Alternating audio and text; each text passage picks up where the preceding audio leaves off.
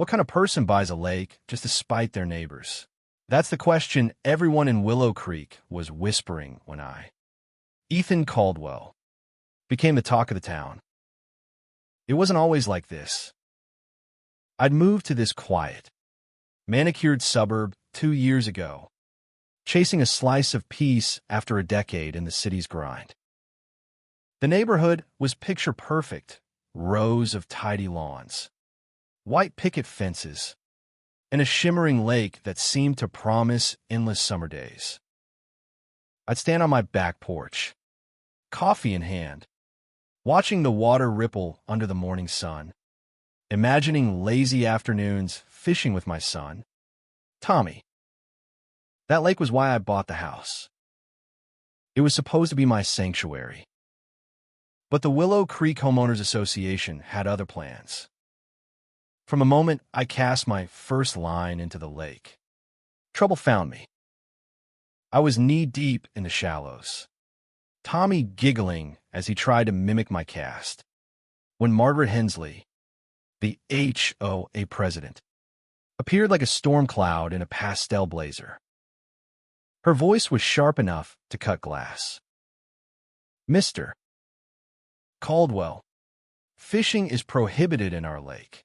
I blinked, confused, pointing out that the lake bordered my property. She smirked, clutching a clipboard like a weapon. "The HOA controls all common areas, including the lake. You'll be fined $500 for this violation." Tommy's laughter stopped cold. I felt my jaw tighten, but I swallowed my anger, not wanting to scare my boy. That night, I pored over the HOA bylaws, searching for a loophole. There wasn't one. The lake, despite kissing the edge of my backyard, was deemed a community asset, governed by a board of busybodies who'd never so much as dipped a toe in it. The fine arrived in my mailbox the next morning, crisp and official, like a slap across the face. I paid it, gritting my teeth, but the sting lingered. This wasn't about money, it was about control. Margaret and her cronies, a trio of self-appointed lake guardians, patrolled the neighborhood like they owned every blade of grass. They'd fine you for a mailbox that leaned an inch too far left, or a hedge trimmed a day late. But the lake? That was their crown jewel, a shimmering trophy they lorded over without ever using. I'd see them at HOA meetings, smugly sipping coffee while dismissing complaints, their rule absolute. I wasn't the only one fed up. Neighbors whispered about Margaret's reign, how she'd fine the Wilsons for planting unauthorized roses, or dock the Garcias for a basketball hoop that clashed with a neighborhood aesthetic. But no one fought back. They paid. They grumbled. They obeyed. I wasn't like them. Maybe it was the years I'd spent scraping by, climb my way up from nothing. But I didn't bow to bullies. The lake became my obsession. I'd watch it from my window, its surface taunting me with its untouchable beauty. Tommy would ask when we could fish again, his eyes wide with hope, and I'd force a smile, promising soon, but soon wasn't coming, not unless I did something. So I started digging. Not into the dirt, but into records, deeds, anything I could find about the lake. Late nights at the county clerk's office, hunched over dusty files, led me to a discovery that made my pulse race. The lake wasn't owned by the HOA, it was private property, held by a reclusive landowner who died years ago, his estate tangled in legal limbo. The HOA's claim was a bluff, a decades-long power grab built on paperwork they didn't have. This was my chance. I tracked down the landowner's heir, a distant nephew who lived 3 states away and had no interest in a lake he'd never seen. He was a gruff man, more interested in his beer than my pitch. But when I offered $200,000, every cent of my savings, he didn't hesitate. The deal was done in a week. I owned the lake. The realization hit me like a shot of whiskey, the water, the docks, the fish, they were mine. But owning it wasn't enough. The HOA had humiliated me, made my son afraid to play in his own backyard. They'd ruled this neighborhood like petty tyrants for too long. I wanted them to feel what I'd felt. So I did what no one expected. I banned the entire neighborhood from the lake. Word spread like wildfire. By the next morning, my inbox was flooded with emails from neighbors, some pleading, others outraged. Margaret herself showed up at my door, her face redder than the sunset. "You can't do this, Ethan," she sputtered. "The lake is for everyone." I leaned against the doorframe, calm as the water behind me. "Not anymore," I said, handing her a copy of the deed. Her eyes widened, then narrowed, and I knew this was only the beginning. The HOA wasn't going to let this go without a fight. And neither was I. The neighborhood turned into a pressure cooker overnight. My phone buzzed endlessly with texts from neighbors I'd barely spoken to, some begging for access to the lake, others accusing me of tearing the community apart. I didn't respond. Let them stew, I thought. They'd stood by while the HOA ran roughshod over everyone. And now they wanted my sympathy? I wasn't feeling generous. Tommy, though, was another story. He'd overheard a neighbor yelling at me through the fence, calling me selfish, and his little face crumpled. "Are we bad guys, Dad?" he asked, clutching his fishing rod like a lifeline. My heart twisted. I knelt beside him, promising we'd fish again soon, just the two of us. But his question lingered, gnawing at me. Was I the villain here? Or was I just giving the HOA what they deserved? Margaret and her board didn't waste time. They called an emergency HOA meeting, and I was summoned like a criminal to trial. The community center was packed, the air thick with tension. Neighbors I'd never met glared at me as I walked in, my boots echoing on the polished floor. Margaret stood at the podium, her voice dripping with righteous fury. "Ethan Caldwell has stolen a community treasure," she declared, pointing at me like I'd robbed a bank. "He's banned us from our lake, a place our children have played for generations." Murmurs rippled through the crowd, and I felt the weight of their anger. But I wasn't here to apologize. I stood, holding up the deed, my voice steady. "This lake is mine, legally purchased. The HOA's been lying to you for years, claiming control they never had." The room went silent, then erupted. Neighbors shouted over each other, some at me, some at Margaret. For the first time, I saw cracks in her armor. Her lips twitched. Her hand shook as she clutched her gavel. That night, I found an old photo in my desk drawer, one I hadn't looked at in years. It was me and my dad, standing on a dock not unlike the one behind my house, fishing poles in hand, grinning like we'd caught the world. He died when I was Tommy's age, and that memory was all I had left of him. The lake was supposed to be my way of giving Tommy what my dad gave me: freedom, joy, a piece of something bigger. The HOA had taken that from us, and I wasn't about to let them rewrite the story. But as I stared at the photo, doubt crept in. Had I gone too far? Banning the whole neighborhood felt good in the heat of the moment. But Tommy's question echoed in my mind. I pushed it down. This wasn't just about me. It was about justice.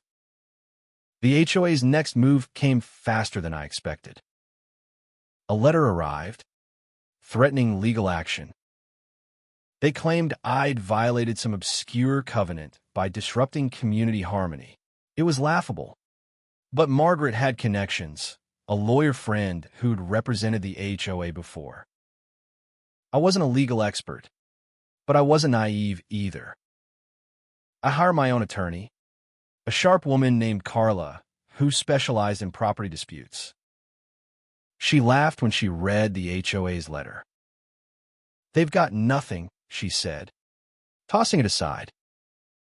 "But they'll drag this out to bleed you dry." She was right. The HOA didn't need to win. They just needed to make fighting me expensive. I couldn't let them outlast me. Then came the twist I didn't see coming. At the next HOA meeting, a new face stood up to speak, Sarah Nguyen, a quiet widow who lived across the lake. She'd never said a word at these meetings before, always sitting in the back, knitting, unnoticed.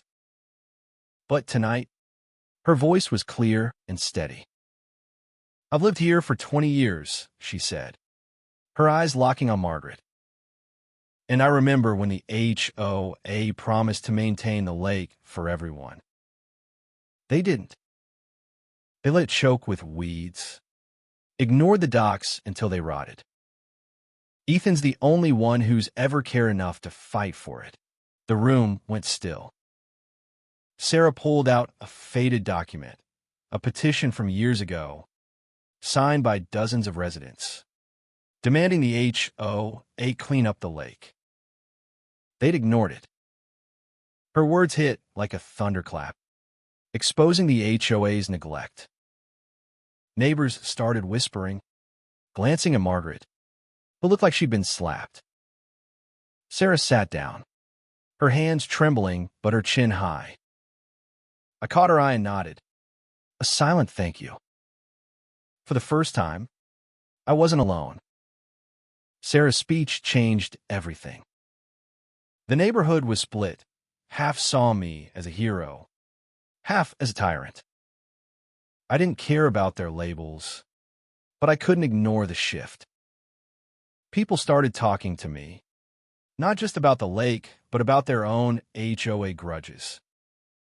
The Wilsons told me how Margaret had threatened to foreclose on their home over unpaid fines. The Garcias shared how their kids were too scared to play outside after the basketball hoop fiasco. The HOA's grip was slipping, and Margaret knew it. Her next move was personal. She started a smear campaign, spreading rumors that I was a deadbeat dad, that I bought the lake with dirty money. I laughed it off at first, but when Tommy came home crying because a kid at school called me a crook, my blood boiled. This wasn't just about the lake anymore. It was about protecting my son. I decided to hit back, but not with rumors. I invited the neighborhood to a barbecue at my house, right by the lake. It was a gamble, but I needed to show them what the lake could be. I cleaned up the shore, fixed the docks, even stocked the water with fish. The day of the barbecue, the air smelled of grilled burgers and fresh-cut grass. Neighbors came, hesitant at first, but the sight of the lake, cleaner than it had been in years, drew them in. Kids splashed in the shallows. Adults laughed over beers. Tommy ran around, showing off his fishing rod, his smile brighter than the sun. For a few hours, it felt like the neighborhood I dreamed of. Then Margaret showed up. She didn't bring a casserole. She brought her lawyer, a slick man in a suit that screamed money. They stood at the edge of my property, handing out flyers that accused me of hoarding the lake. The lawyer cornered me, his voice low and threatening. "Drop this, Caldwell, or we'll sue you into bankruptcy." I looked him in the eye, my voice steady. "Try it." The barbecue went on, but the mood had shifted. Neighbors whispered, glancing at me, then at Margaret. I could feel the tide turning again, and not in my favor. That night, I sat with Carla, my lawyer, going over our options. She dug up more dirt on the HOA, shady financial records, misallocated funds, even a history of bullying former residents out of the neighborhood. "We can take them down," she said, her eyes gleaming. "But it'll be ugly." I nodded, thinking of Tommy's tear-streaked face. Ugly was fine with me. We filed a countersuit, accusing the HOA of fraud and mismanagement. The news hit the neighborhood like a bomb. People started asking questions, digging into their own fines, their own grievances. Margaret's perfect facade was cracking, but she wasn't done yet. The confrontation came at the next HOA meeting, the most chaotic yet. Margaret took the stage, her voice trembling with rage. "Ethan Caldwell is destroying our community," she shouted, pointing at me.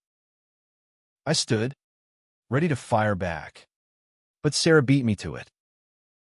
She walked to the podium, holding up another document, a ledger showing years of HOA funds diverted to Margaret's personal projects. The crowd gasped. Margaret's face went white.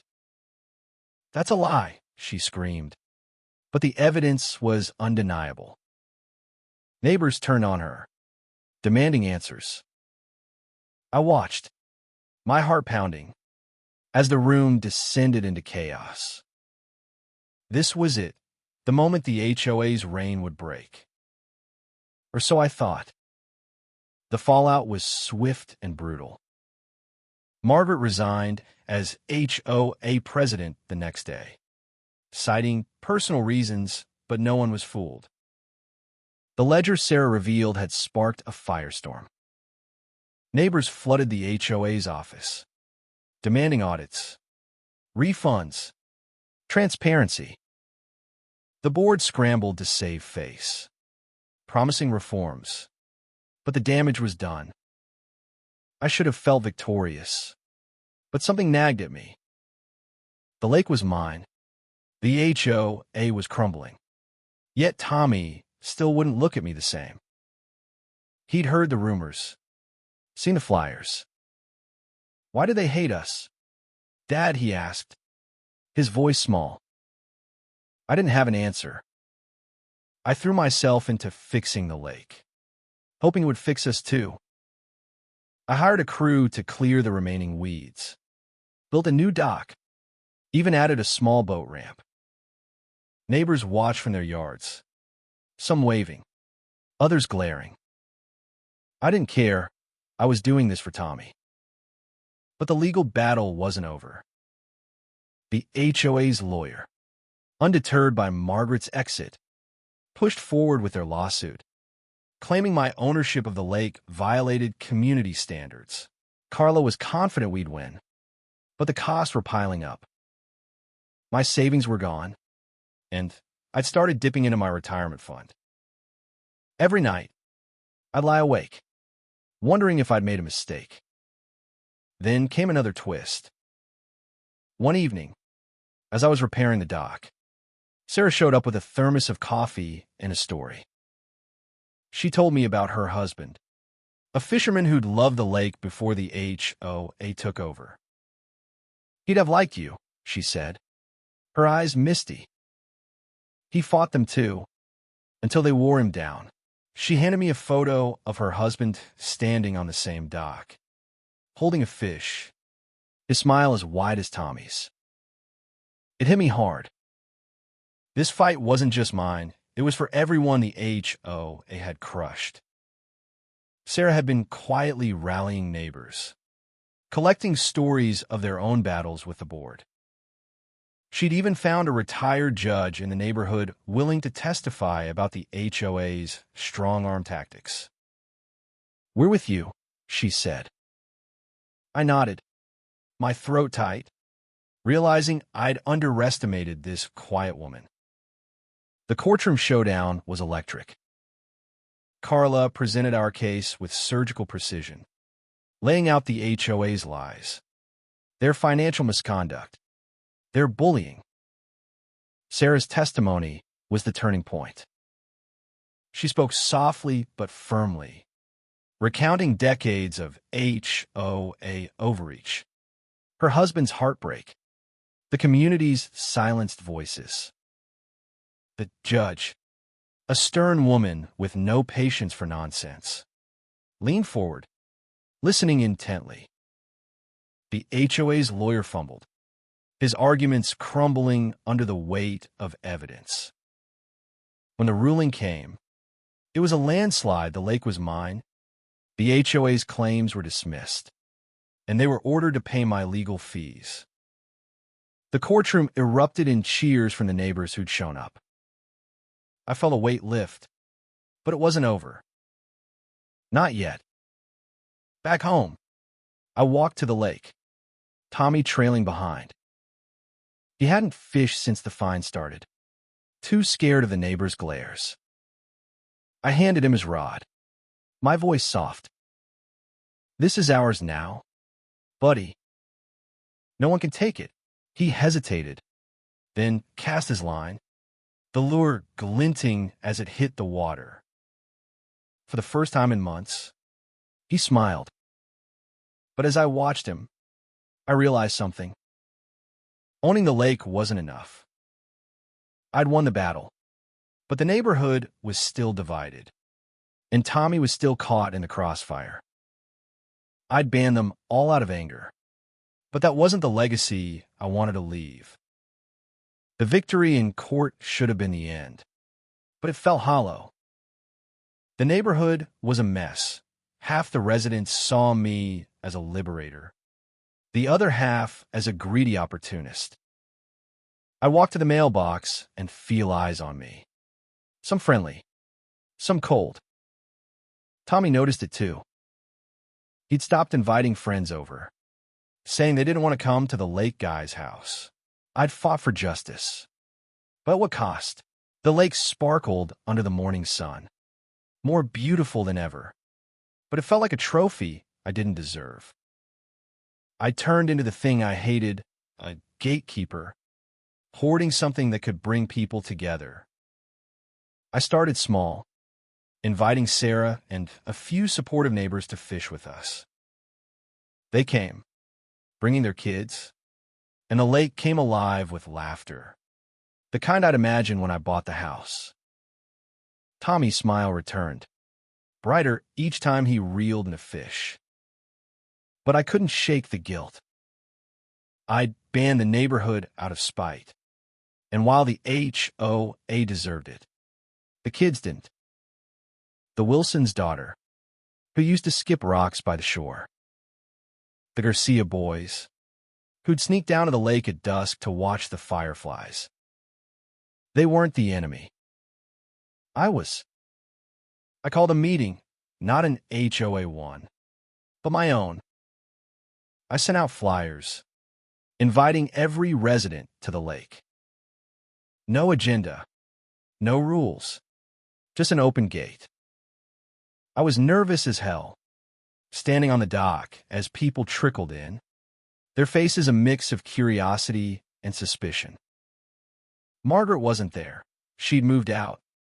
Her house listed for sale, but her absence didn't erase the tension. I took a deep breath and spoke, my voice carrying over the water. "I was wrong to ban you all," I said. "This lake isn't just mine. It's ours. I'm opening it up. No fees. No fines. Just a place for us to share." The crowd was quiet. Then Sarah clapped, slow and deliberate. Others joined in, hesitant at first, then louder. Not everyone was convinced, but it was a start. We formed a new group, not an HOA, but a community council, with Sarah as the unofficial leader. We set rules together: no littering, no fighting, just respect for the lake and each other. Families started coming back, fishing, kayaking, or just sitting by the water. The Garcias brought their basketball hoop out, and the sound of kids playing mixed with the splash of fish. Tommy made friends again, his laughter echoing across the lake. I watched from a dock, my chest tight with something I hadn't felt in years, hope. But the past wasn't done with us. A few holdouts, loyal to the old HOA, started a petition to reinstate the board, claiming I'd stolen their authority. It didn't gain traction. Most neighbors were done with that nonsense, but it reminded me how fragile this new peace was. I kept working, not just on the lake, but on the community. We planted trees, built benches, even started a fund for lake maintenance, paid for by voluntary donations. Slowly, the neighborhood started to feel like home again. Months passed, and the lake became the heart of Willow Creek. Summer evenings saw barbecues, kids racing to the water, and old-timers swapping stories on the dock. I'd sit with Tommy, our lines cast, watching the sunset paint the water gold. He'd grown taller, his cast steadier, his questions deeper. "Dad, why do you fight so hard for this?" he asked one night, his eyes on the horizon. I thought about it. The fines, the lawsuits, the nights I doubted myself.